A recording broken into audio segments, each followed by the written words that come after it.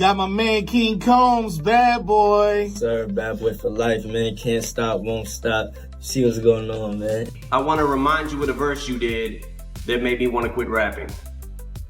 Picture a perfect picture. Picture me in a pimp hat. Picture me starting shit. Picture me busting my gas. Have you ever wondered what kind of secrets are so dangerous? Grown men flinch just at the mention of a name? Because that's exactly what's happening right now. In a feud that's been quietly simmering for over a decade, 50 Cent has officially turned up the heat. And now, even Eminem is stepping into the fire. He's breaking his silence in a way that has the entire industry holding its breath. But here's the twist. This isn't just about rap beef anymore. This is about legacy, exposure, and a level of fear so real, even the people closest to it can't pretend it's not there. What does 50 really know? And how far will he go to make sure it all comes out? Stay locked in, because what's about to unfold goes way beyond music. King Combs provokes 50 Cent.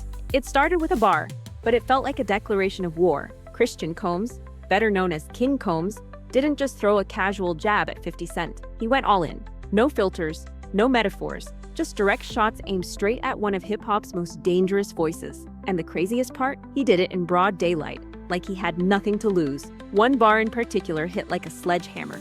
Police raid the crib like we selling crack. We ain't doing that, but we out here selling tracks. Multi-million-dollar plaques. That's not just a flex. That's a provocation. A possible reference to the real-life federal investigation swirling around Diddy. And it didn't go unnoticed. But what really turned heads? Eminem stepped in. Yep, 50's ride or die from day one. The moment M enters the conversation, you know things are about to escalate. He's not just watching from the sidelines. He's angry, vocal, and ready to ride. Now this feud isn't just personal, it's nuclear. So what made King Combs go at 50 so hard? Is it blind loyalty to his father, or pure ego? Because from the outside, it looks like he's acting untouchable, like he thinks the rules of the game don't apply to him. But here's the thing. There's one unspoken rule in hip-hop everyone knows. You don't come at 50 Cent unless you're ready for the consequences. And right now, King Combs looks like he lit a match and dropped it on a pile of dynamite. He may think he's making noise, but he might have just triggered something way bigger than he can handle. Gang signs and fake street cred after the diss track. Christian Combs really started stepping into his tough guy image, or at least trying to. He popped up on social media and in music videos flashing gang signs, wearing hoodies pulled tight over his head, dark shades and a cold stare like he was straight out of the trenches. But here's the thing, nobody's buying it, because people know exactly where Christian comes from. Born into luxury, raised in mansions, educated in private schools, walking red carpets before he even hit puberty, his life has been anything but street. So when he suddenly tries to wear that identity like a fashion accessory, it feels fake, forced, like cosplay for clout. And in hip-hop, that's not just embarrassing, it's dangerous. Because faking the struggle that others nearly died trying to escape, that hits a nerve. And nobody feels that deeper than 50 Cent. He grew up in Southside Queens, took 9 bullets, and clawed his way to the top. He didn't just rap about the life, he lived it, he survived it. So when 50 sees a silver spoon kid like King Combs flashing gang signs like it's a filter, it's more than just annoying, it's disrespectful. To 50, this isn't a game, it's not for show. These symbols represent loyalty, pain, betrayal, and blood. So watching someone pretend to be hard when they've never even felt the heat, that's like poking a lion in a cage and forgetting the door's unlocked. And when 50 feels disrespected like that, he doesn't just diss you in a verse, he dismantles you publicly. Because in his world, street cred isn't something you fake, it's something you survive. Lyrics that might have revealed too much. One bar, that's all it took to shift the entire conversation. In his diss track, King Combs rapped, "Too bad they didn't know we bought the one next door, 'cause that's the one they missed." At first, it sounds like your standard flex, boasting about wealth, owning properties, playing the game smart. But to anyone paying attention to the real-life investigations surrounding Diddy, that line didn't sound like a brag. It sounded like a breadcrumb. People immediately started connecting the dots. The feds had recently raided one of Diddy's homes as part of a much larger ongoing federal investigation. And here comes Christian, casually dropping a line that suggests, what? That the real action was happening in the house next door? That they strategically bought another property as a decoy? Intentional or not, it raised eyebrows, especially among fans who've been watching the legal drama unfold. Some believe it was just another lyrical stunt. Others think it was a massive slip-up. Because when you're that close to someone under federal heat, every word you say, especially in public, becomes evidence. And let's be honest, Christian might have thought he was flexing, but what if he was confessing? Instead of protecting his father, he may have just exposed him. He may have drawn even more unwanted attention to something that should have stayed buried. In the quest to sound hard and clever, King Combs might have handed investigators a whole new lead, because in hip-hop, lyrics have power. And when you drop lines that sound more like coordinates than metaphors, you're not just spitting bars, you're leaving a paper trail. And in this game, the wrong bar can come back to bite. Hard. More diss bars. And a direct threat. King Combs didn't just throw one shot and walk away, he doubled down. Hard. Instead of backing off after the initial backlash, he went even deeper in his track. This time, he dropped a line that had everyone doing a double take. Pop's been hated on by many men. And that's fine. They're gonna try to stop these M&Ms and they're gonna die trying. Let that sink in. He's not just referencing the haters, he's flipping one of 50 Cent's most iconic lines from Get Rich or Die Tryin'. And he's doing it in a way that sounds less like a clever bar and more like a veiled threat. This isn't rap sparring, this feels personal. And he didn't stop there. King Combs kept firing with more street-heavy bars. Pull up to the south side, we locked and we got ties. Don't give a damn about no blogs, cause we really outside. He's trying to paint himself as someone who's active, connected, and unbothered by online chatter. But to seasoned fans, and especially to 50, it reads like overcompensation. Like someone trying too hard to play a role they haven't earned. The wildest part? He's doing all this while knowing exactly who 50 Cent is. This isn't just a rapper with clout. 50 is strategic, calculated, and unrelenting. If you come for him, he doesn't always respond with a diss track. He responds with silence, moves, leverage, and power. So while King Combs is throwing verses, 50's playing chess. And if there's one thing history's taught us, it's this. You don't throw threats at a man who built his empire by surviving them. Eminem's involvement and wordplay. When Eminem steps into a beef, it's never just noise, it's surgical. And this time, he didn't show up with wild antics or loud interviews. He did what he does best. He let the bars speak. Quiet, sharp, and laced with meaning so deep, fans are still trying to unpack it all. In a recently resurfaced verse, Eminem drops what initially sounds like typical Slim Shady wordplay.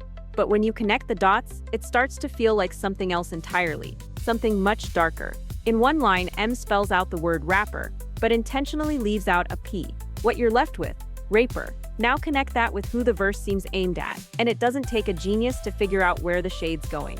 Fans went into full detective mode, pointing straight at Diddy. But that's not all. Eminem flips SF, a common West Coast slang for homie, and repurposes it, subtly hinting at SA, an abbreviation used online for something far more serious. Combined with the accusations Diddy's been facing in the media, that one line suddenly feels less like clever writing, and more like a warning shot. It's vintage M, layered, coded, and brutal when you realize what he's really saying. And fans are now wondering, has Eminem been trying to warn us all along? He's never been shy about calling people out, but this time he didn't need to scream. The quiet jab was enough. It hit harder than most full-blown diss tracks. Because when Eminem uses your name in a verse, especially one filled with double meanings, it's not just about rap, it's about truth disguised as rhyme. And this truth might cut deeper than anyone expected. 50 Cent's troll history and public clashes. If there's one thing 50 Cent has mastered, it's the art of public warfare, and he's been perfecting it for years. Way before lawsuits, raids, and viral diss tracks, 50 was already setting the tone. His trolling wasn't just petty, it was precise, calculated, ruthless. And when it came to Diddy, he didn't hold back. One of the earliest jabs, a now infamous Instagram post where 50 lay in a hospital bed, surrounded by stuffed animals, mocking Diddy with the caption, "Sorry I can no longer help you guys. Soon you will all be gay and happy. You are now left under the leadership of Puffy Daddy. Report to the nearest rainbow." The internet exploded, but that was just the beginning. 50 then posted a photo of Diddy and Rick Ross mid-hug on stage. No caption needed. The image said it all. Moments later, he doubled down with another post. Diddy wearing a flashy pink outfit, hugging a former music exec. This time, the caption read, "I ain't saying nothing, but something ain't right. LMAO. It wasn't just about insults. It was strategy. 50 used social media like a weapon, dropping bombs that were funny on the surface, but brutal underneath, and people ate it up. What made it work? He never needed full explanations. Just images, captions, timing. He understood that in the digital era, perception is power, and 50 was always 5 steps ahead, crafting a narrative where Diddy was the punchline. But make no mistake, it wasn't just jokes. Diddy's legal issues and 50's savage reactions when news broke about Cassie's explosive $30 million lawsuit against Diddy, the internet froze. The allegations were serious, dark, disturbing, and deeply personal. And while Diddy's legal team moved fast to settle the case in just 24 hours, 50 Cent moved even faster. He didn't wait for the dust to settle. He went straight to Instagram, trolling Diddy like only 50 can. The caption said it all. "If you innocent, why you fold that fast?" It was cold, blunt, and impossible to ignore. That one post reignited the fire between them, but 50 wasn't done, not even close. He then teased something bigger, something that could reshape the entire narrative around Diddy's legacy, a full-blown documentary. Yup, 50 announced he was already in talks with Hollywood producers to create a tell-all doc exposing everything. And unlike most celebrity beefs that stay on social media, 50 was about to put it all on screen. Every rumor, every accusation, every shadowy detail. He even reposted articles about the project to his millions of followers, practically daring Diddy to respond. Because 50 knew, once it's on camera, it's out there forever. This wasn't about petty revenge, it was about control, power, and legacy. While Diddy tried to stay silent and push forward with business, 50 weaponized the court of public opinion. And in an era where viral headlines can do more damage than any courtroom ruling, that's where 50 thrives. He's not just trolling anymore. He's building a case and broadcasting it to the world. And if that documentary ever drops, it won't just be another hip-hop story. It might be the final nail in Diddy's carefully protected image. Hollywood moves and real receipts. But 50 Cent isn't the type to make empty threats. He moves in silence and then drops receipts when nobody's expecting it. As the whispers around Diddy got louder, 50 took his strategy to the next level. Instead of just firing shots online, he went behind the scenes, teaming up with Hollywood producers to build a documentary that could shake the whole industry, and he didn't waste any time letting people know this wasn't just talk. He started leaking clips and teasers on social media, short, explosive snippets that left fans desperate for more. The biggest bombshell. A clip featuring former Bad Boy Records rapper Mark Curry, spilling tea that sent shockwaves through hip-hop. Curry claimed that back in the day, Diddy used to spike Moet bottles with something special, making women at parties feel unusually sleepy. And according to Curry, Diddy would warn his own inner circle not to touch those bottles. That's not just drama, that's the kind of allegation that can end legacies. And the world was watching. People started dissecting every second of the leaked footage, picking apart Curry's words, wondering how deep the rabbit hole really went. If true, it wasn't just an indictment of Diddy's parties, it was a glimpse behind the curtain at the real machinery of power, secrecy, and control in the music industry. 50's approach was methodical. He teased just enough to stoke public interest, but not enough to give everything away. He wanted everyone on edge, waiting for the next reveal. The message was clear, he had evidence and he wasn't afraid to use it. If the documentary ever sees the light of day, the secrets inside could be bigger than anyone imagined, because 50 Cent isn't bluffing. And he's coming with receipts. Jason Derulo drama. Just when you thought things couldn't get more chaotic, Jason Derulo walked straight into the fire, and probably didn't even realize it at first. It all started when TMZ caught up with Derulo and asked him a seemingly innocent question. "You've worked with Diddy. Do you think people should give him the benefit of the doubt?" Jason hesitated, then gave the classic neutral answer, "I believe in innocent until proven guilty for sure." He doubled down on it too. Twice. Now, to most people, that might sound like the safe, politically correct response. But to 50 Cent, neutrality isn't an option. You're either calling Diddy out, or you're siding with him. And Jason's attempt to stay neutral, that was enough to set 50 off. He took to Instagram instantly, blasting Derulo and telling him, in true 50 fashion, to shut the asterisk up. No subtlety, no warning, just straight pressure. But it didn't stop there. Derulo clapped back with his own post, a petty video edit of him throwing a punch with 50 Cent's face photoshopped on the other guy. It was loud, flashy, and totally Derulo. In the caption, he claimed he doesn't even know Diddy like that. He was just speaking on principle. Too late.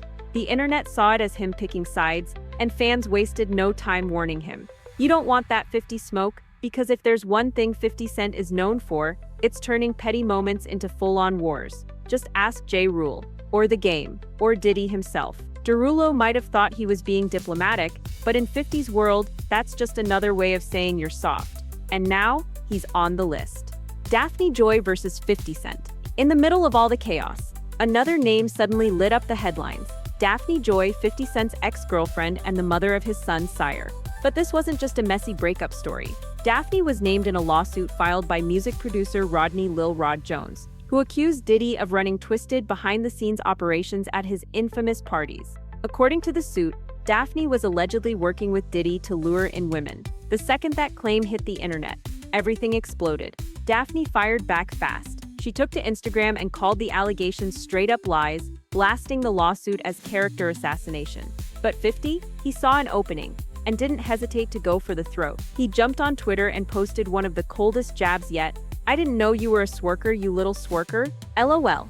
That one tweet went viral instantly. People were stunned. It was brutal, it was personal, and it confirmed one thing: 50 Cent doesn't hold back, even when it's the mother of his child. And he didn't stop there. He posted a now-deleted photo of Daphne walking beside Diddy, with the caption heavily implying that she was taking money from him, that there was more to their relationship than just friendly walks in New York. Daphne clapped back, accusing 50 of emotional abuse during their relationship and calling him out for not showing up for their son. It got dark, fast. 50 denied everything in a statement to the Los Angeles Times, but the damage was done. Online chaos had already erupted. And now, what started as industry beef was spilling into personal lives. No one was safe, not even family. When 50 goes to war, he brings everybody with him. Diddy's sons allegedly stepped to Ray J. Just when things couldn't get any messier, boom. Another twist. Reports exploded after a Halloween party in LA, when Diddy's sons Quincy, Justin, and Christian Combs allegedly confronted Ray J in what witnesses described as a heated, aggressive standoff. And this wasn't just some party drama over spilled drinks or clout chasing. Nah, this felt strategic. Word on the street? Diddy's sons didn't just run into Ray J, they sought him out. Sources claim the confrontation happened outside the party as Ray J was leaving with his manager and model Amber Rose. That's when the Combs brothers allegedly pulled up, fired up and ready. Eyewitnesses say it looked like things were seconds away from going completely left. And it wasn't just posturing. Christian and Justin reportedly had their chests out, voices raised and fists clenched, like they were ready to throw hands to defend their father's name. But before it could go full street fight, Chris Brown jumped in from his nearby car, rushing over with Ray J's manager to break it up. They pulled the Combs brothers back and de-escalated the situation, avoiding a full-blown brawl. Still, fans couldn't ignore the message: Diddy's sons are riding hard for their father. Like soldiers, they've been showing up at public events, clapping back on social media, and now, allegedly rolling up on people in real life. All while lawsuits and accusations keep piling up against Diddy. But here's the twist: this wasn't the first time. According to insiders, it was the fourth tense moment between Ray J and the Combs family. And when something keeps happening over and over, it's no longer coincidence, it's a pattern. 50's long-term mission to expose Diddy. And this didn't start last year, or even last decade. In 50 Cent's mission to expose Diddy goes way back, and the deeper you look, the more it starts to feel like a long game. A quiet war that's been building for years. And now it's reaching a boiling point. Rewind to 2006. That's when 50 first took a serious shot, not just with jokes or memes, but in a diss track that hinted at something far darker. He referenced the unsolved death of the notorious Big, implying that he knew more than he was letting on. Fans were stunned. The industry shook. It was a bold move, but it didn't come out of nowhere. Because behind the scenes, 50 had already started collecting information. Over the years, he's used interviews, social media, and even business deals as chess pieces. He trolled Diddy during the infamous vodka wars, clowning his brand while building his own. He threw shade at Diddy's fashion choices, friendships, and public persona, all while hinting that the real dirt hadn't come out yet. And now, he's dropping breadcrumbs faster than ever. From cryptic Instagram captions to full-blown video clips of former insiders spilling tea, 50 is connecting dots and making sure the public sees it. Every meme, every quote, every troll post is part of a bigger picture. He's not just trying to ruin a reputation, he's trying to unravel an empire. And while Diddy's camp continues to issue denials, settle lawsuits, and stay silent, 50 is doing the exact opposite, getting louder, bolder, and more calculated. Because this isn't about music beef anymore. This is a personal mission. And 50 Cent, he's just getting started. So now the question isn't if something big is coming, it's how much more is still buried. With lawsuits stacking up, secrets slipping out through lyrics, and 50 Cent turning every headline into a weapon, Diddy's carefully built image is hanging by a thread. And now, with Eminem stepping into the fire, it's not just personal, it's explosive. This isn't just a beef between artists. This is about legacy, loyalty, and the lengths people will go to protect power. But what do you think? Is 50 just trolling like always, or is he holding back something that could blow this all wide open? Drop your thoughts in the comments, because this story is far from over. And if you've been locked in this long, you already know what to do. Smash that like button, hit subscribe, and turn on those notifications, because we're not done. There's way more coming. And trust, you won't want to miss what happens next.